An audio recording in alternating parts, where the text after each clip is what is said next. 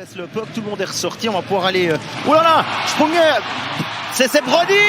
Quelle erreur monumentale de la défense lausannoise qui offre le 1-0 à Daniel Brodin, qui n'est pas forcément le buteur qu'on attendait, mais là, c'était trop beau pour être vrai. Il a pris sa chance, il a effacé Tobias Stefan, forcément surpris de la tournure des événements.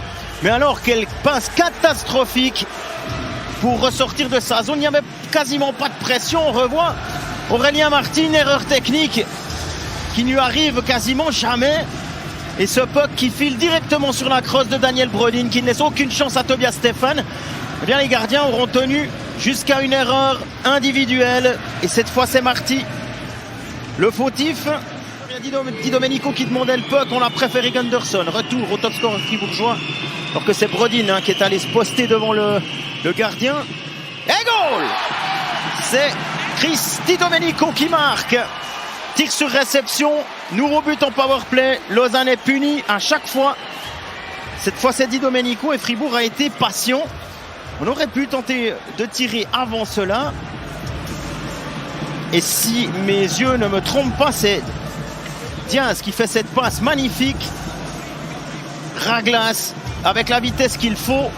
Di Domenico qui bat Tobias Stefan. Kylian Motet obtiendra aussi une mention d'assistance sur ce but. Pour Lausanne, à moins que les Vaudois trouvent la faille. Gernat, de l'autre côté, le tir. Ah, sur réception, magnifique! 2-1. C'est Jiří Sekac, il me semble. Ouais, c'est bien lui. Sacré joueur, ce Jiří Sekac, il sait à peu près tout faire. C'est lui qui amène le puck dans les zones offensives quand il faut avoir quelqu'un de solide et de rapide. Un tir sur réception manifestement dévastateur. 2-1. On jouait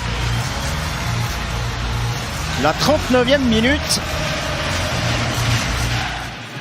Sprunger en homme tout seul, c'est Yecker.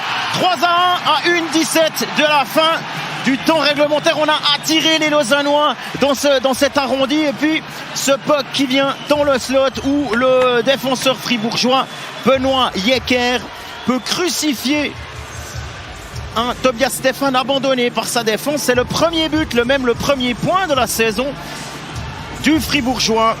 3-1 pour Fribourg, qui se dirige vers une nouvelle victoire. Alors, il est absolument seul. Ils sont même deux à être seuls. Il y a Yecker, puis il y avait Sandro Schmid aussi, parfaitement placé.